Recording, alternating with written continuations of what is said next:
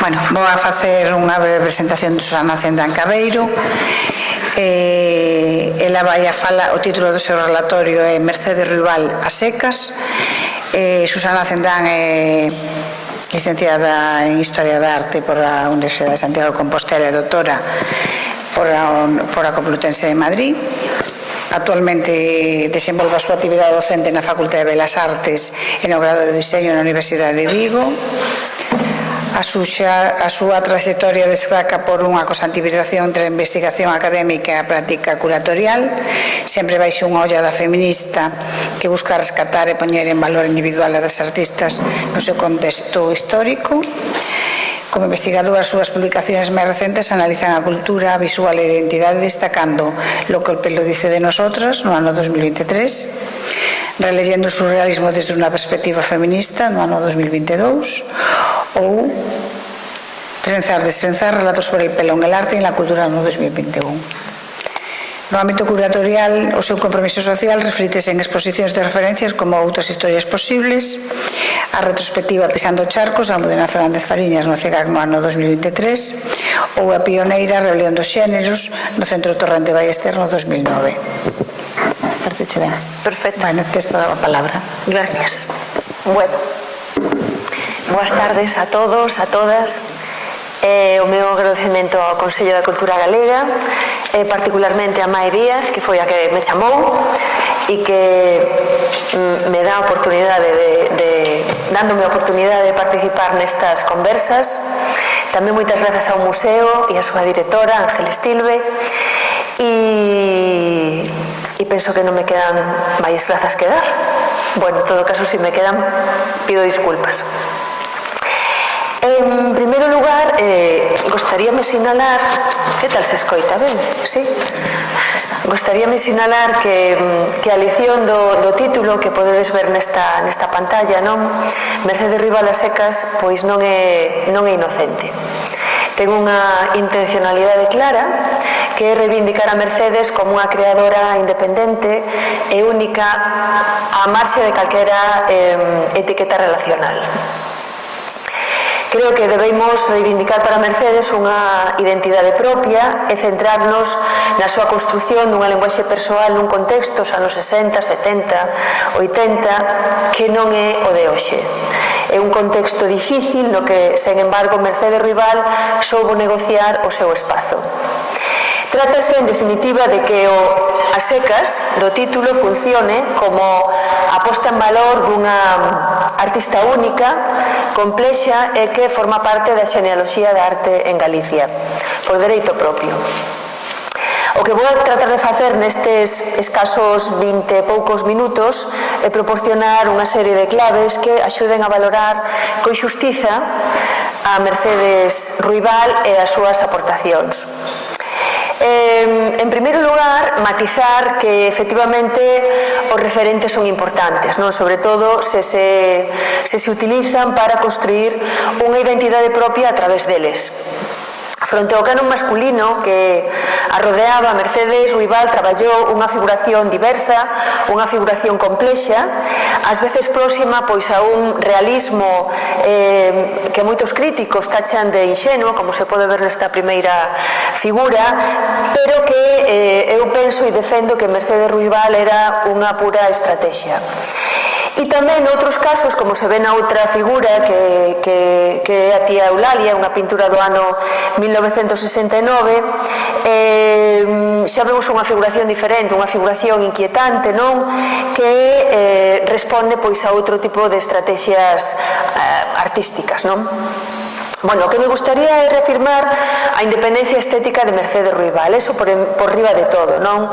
Pode que Laxeiro efectivamente fose o seu mentor, o seu mestre, non? Pero Mercedes Ruibal foi quen de crear un mundo en clave psicolóxica, en clave doméstica, non? Que os artistas da súa xeración non exploraron. Non nos interesa Mercedes como discípula de ou amiga de, senón como o centro da súa produción artística. A miúdo, a historia da arte minusvalorou as temáticas, non? Realizadas por determinadas artistas.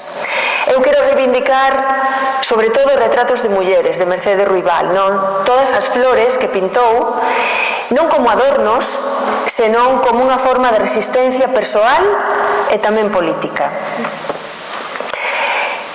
Por que Mercedes Ruibal pintaba sobre todo mulleres? Está claro que a artista sitúa a muller no centro de toda a súa produción artística, non como un obxecto de beleza idealizada, senón como figuras sólidas, en moitos casos, como a pedra. Se nos fixamos nestes tres rostros deformados sobre ese fondo negro, decatámonos de que a presentación en sociedade da que nos fala Mercedes é toda unha declaración de principios. Bueno, este é o título da pintura, Presentación en sociedade. Non hai adornos, pero sí unha monumentalidade, casi pétrea, non?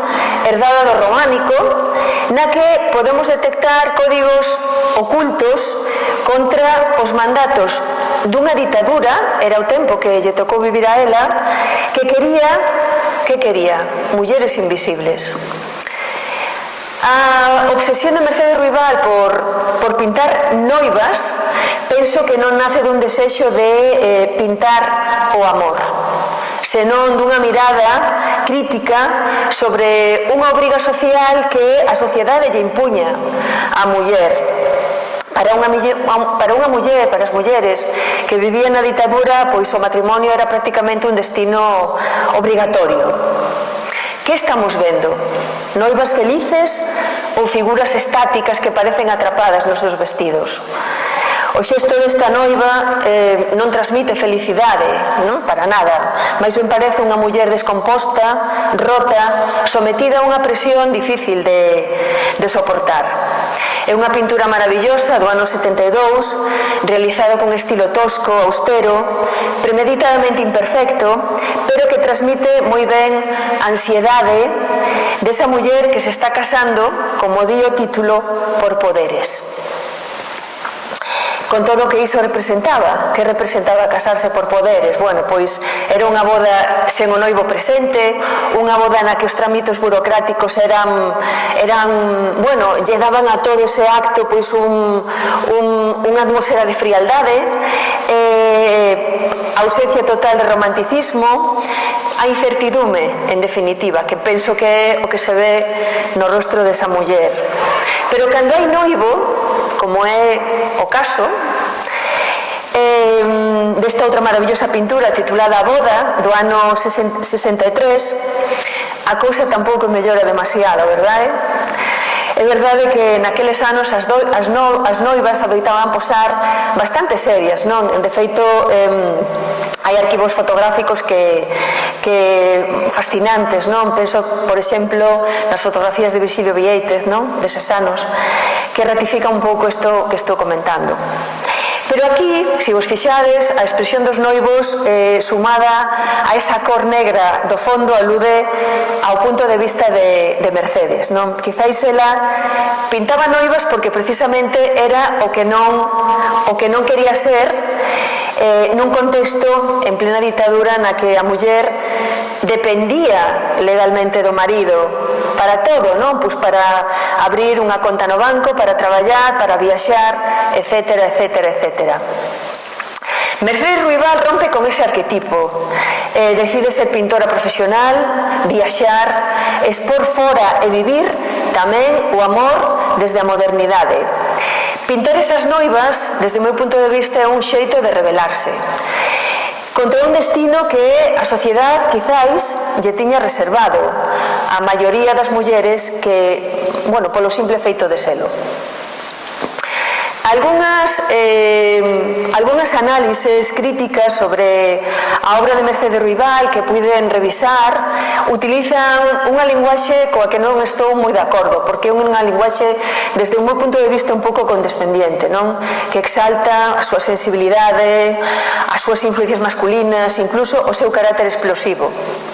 Pero se facemos así e apartamos todos eses adxetivos, descubrimos a unha artista profunda e comprometida que non pintaba mulleres ou flores por delicadeza, senón para transformalas en auténticas iconas, de rebeldía. Se, por exemplo, Laxeiro utiliza a muller para falar do mito ou do rural, Mercedes faino para retratar a complexidade do seu mundo interior, mostrándoas, como é o caso, como tótems que emerxen, neste caso, resplandecientes, non? Dende eses fondos sombríos.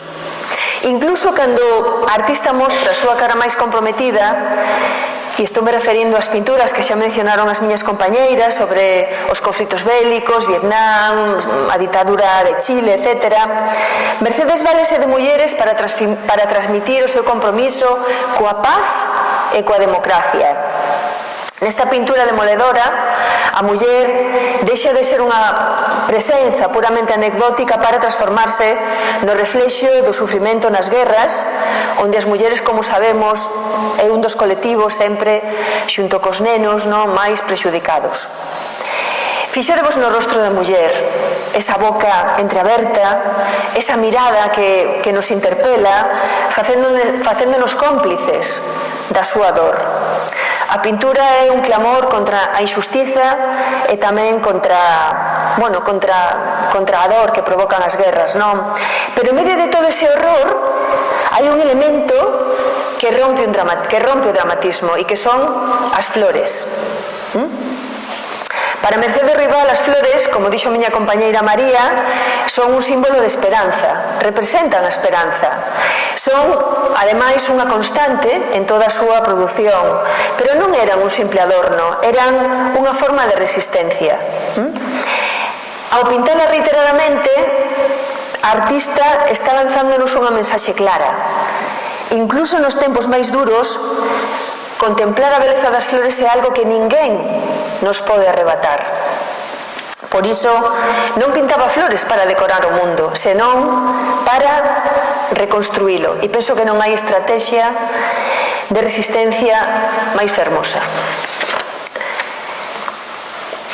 Pero a mirada de Mercedes Ruibal non se detén no románico galego. Non queremos cometer o erro de encasillala aí. Eu vexo conexións fascinantes con outras vanguardas que, como a ela, tamén quixeron transformar o mundo. Penso concretamente na vanguarda popular rusa e ucraína. Cando pensamos na arte popular rusa, quizáis o primeiro que se nos ven á cabeza son estas figuras, non? As matrioscas. Cuxo nombre, curiosamente, procede de matriona, que ven do latín mater, é dicir, nai. De aí o significado, o sentido que teñen estas bonecas, non? A súa conexión coa maternidade, coa fertilidade e tamén, por suposto, co desexo de boa sorte. Por iso se regalan. Fago este paralelismo con toda a intención. Ás veces a crítica tende a negarlles ás nosas artistas a dimensión internacional, pero a realidade é que Mercedes foi unha muller cosmopolita.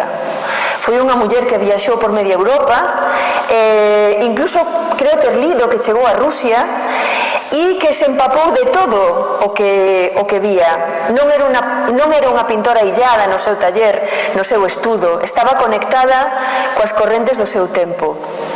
Como os artistas populares rusos, Mercedes toma a estética do popular para construir a súa propia modernidade. E como o fai? Pois recurrindo a figuras femininas. Bueno, isto é unha imaxe de conxunto con esta serie de serigrafías maravillosas nunha exposición que tuvo lugar curiosamente o ano pasado en Muras, que é unha aldea cerca do meu pobo, de onde procede, bueno, a familia de Vigo, non recordo agora o nome, que tiñan unha empresa de serigrafías maravillosas e que nos 70 producían todo este tipo de pezas, non? Dicía que onde quedei? Bueno, que como fai, non? Bueno, pois o fai recurrindo a mulleres, a figuras femininas, ao uso de cores saturados, a formas planas, a síntese xeométrica e fundamentalmente dándolles ás mulleres, como as que vedes na imaxe, unha apariencia de boneca. Cuidado que aquí hai unha trampa maravillosa. Pintar mulleres que parecen bonecas non é un xesto inofensivo, é unha crítica sutil e moi intelixente ao rol feminino da época, porque se o pensamos por un momento, que é unha boneca?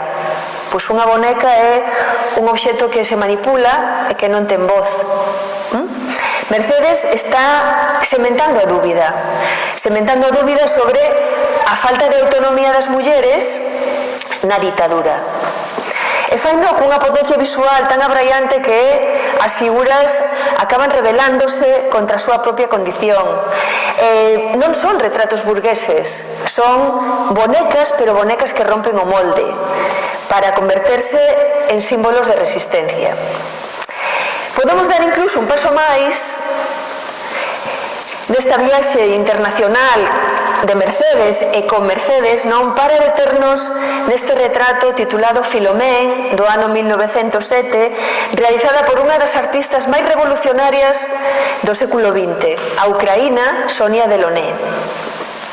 Moito antes de dar o salto á abstracción total, Sonia, pola que hoxe é mundialmente coñecida, Sonia Delaunay traballaba unha figuración esquemática, con colorido salvaxe, como podedes ver neste retrato maravilloso, e fondos de flores xigantescas. Unha combinación absolutamente audaz, pensade que estamos no ano 1907. O protagonismo que adquiren as flores na obra inicial de Sonia Delaunay non é un capricho decorativo, é unha homenaxe ás súas raíces, aos tecidos e tamén aos bordados tradicionais ucraínos. Sonia Delaunay eleva así a arte popular á categoría de alta pintura, anticipándonos o que sería o seu futuro no deseño textil moi exitoso, por certo, e tamén na abstracción. Con a mesma inteligencia visual, Mercedes Ruibal pinta flores non para agradar, converte as súas flores nun código propio, nunha linguaxe universal e, por riba de todo, nunha estrategia de resistencia. E digo-vos máis, esta conexión co mundo eslavo non é un invento meu. Vese fatal porque non conseguín unha imaxe máis. Non tiven tempo de pedir unha, sinto. Unha obra maravillosa de Castelao que está aquí colgada no museo, se queredes podedes ir a vela. Dicía que nin sequera o propio Castelao foi inmune á fascinación da cultura popular rusa, non? E a proba temola diante dos nosos ollos, nos bocetos da indumentaria que el mesmo realizou para a obra teatral Os vellos non deben namorarse. Fixadevos nesta peza maravillosa, o fondo abarrotado de flores, o deseño do vestuario da muller. A verdade é que Castelao está tomándose licenzas creativas absolutas, non? Porque se o analizamos de maneira crítica e correcta, nin as cores nin a tipoloxía se axustan demasiado, non? Ao que é o traxe tradicional galego. De onde sae todo isto, entón? Pois a resposta está na viaxe que Castelao fixo a comezos dos anos 20 por Europa, donde asiste en París, por exemplo, a espectáculos de teatro moscovita, tamén a visita exposicións de arte ruso, estuda as cores e tamén as decoracións dos traxes tradicionais eslavos.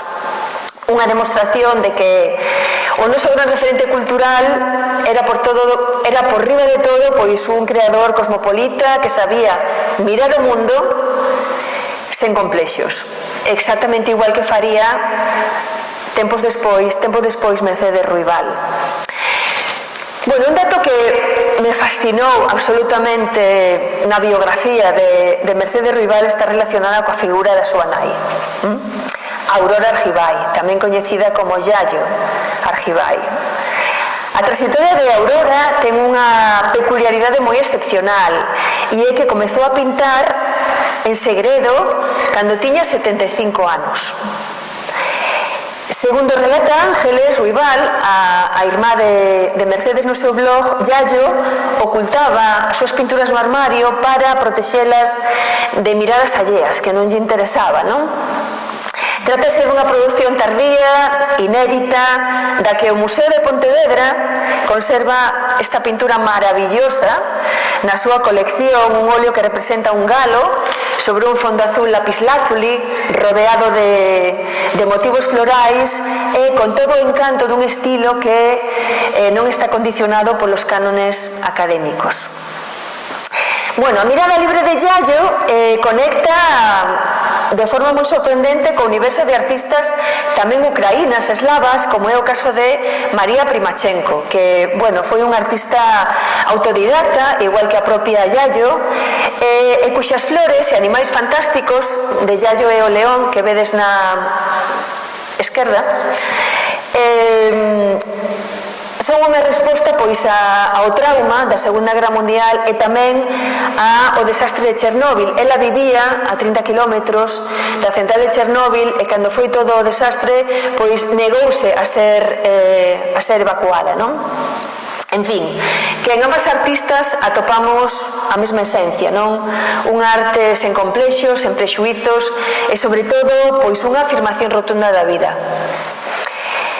Para abarcar o potencial de Mercedes Ruibal temos que sair da pintura e mirar cara a súa literatura, non? No ano 1978 publica este libro do que xa falaron as miñas compañeiras, non? Un libro con un título provocador, Confesiones de unha volatinera con bragas de repuesto al dorso, está escrito en castelán. Eu encontreino de segunda man nunha página web, e estou super contenta de telo localizado e que forma parte da miña biblioteca, porque a estrutura narrativa do libro me parece absolutamente audaz, non? É un texto corrido, sen un só punto e aparte. Tamén a tipografía de cores cambiantes, que me parece moi alucinante, non? Para esa época, moi novedoso, non? É un relato, como diría, sen freos. Un relato no que Mercedes mestura noticias dos medios de comunicación cunha ironía superafiada, non? Como debía ser ela, deixándonos paisaxes fascinantes, non? Que lembran as excentricidades do surrealismo, incluso do surrealismo daliniano, non? Como a descripción que fai no libro dos tipos de peidos, non? Fixadevos, fala del pedo solitario, el pedo vocacional, el pedo rumboso, el etcéteropedo, que bien pudo acabar en torpedo, isto dio ela, non? E tamén o xogo constante de digo, sigo ou non sigo para cambiar de rexistro e con moitísima xilidade no relato e pasar a outra cousa, non? Paro, sigo, non sigo, digo, bueno, me parece moi recomendable e bueno, estou moi contenta de telo leído, non fai moito, tamén o teño que recoñecer. Bueno, xa acabo, procurei ceñirme ao tempo que me dixo Mae e como vamos con retraso, pois nada. Acabo esta breve disertación convidándovos a unha reflexión, non? En primeiro lugar, creo que fronte á tradición artística que reduciu as mulleres a un simple obxecto decorativo, Mercedes Ruibal foi quen de provocar unha ruptura singular. As súas mulleres non están aí para decorar, son mulleres que non son sumisas, como tampouco debía de serlo ela, son mulleres que teñen unha forza monumental, que nos miran de fronte e, sobre todo, que reclaman o seu espazo. Son perfectamente consciente de que Mercedes nunca buscou unha militancia de pancarta, que incluso se mostra en algunhas entrevistas que puiden ler moi crítica co feminismo institucionalizado, pero bueno, a ela non lle fixo falta. A súa revolución foi o seu pincel. Cal é, pois, o verdadeiro reto? Pois, desde a miña perspectiva, lograr que Mercedes Ruibal ocupe o seu lugar por dereito propio na xenealoxía de artistas galegas e para ello que necesitamos? Bueno, pois necesitamos que a súa pintura entre nas aulas, que os seus catálogos estean en bibliotecas especializadas, en definitiva, que o seu nome sexa un referente para os artistas e as artistas das novas xeracións, non? De Galicia. Que creo que só así faremos xustiza no seu legado, non? Que a exposición, o feito de reivindicala non naza e morra aquí, non? Senón que vaya moitísimo máis alá. Pois nada máis, moitísimas grazas.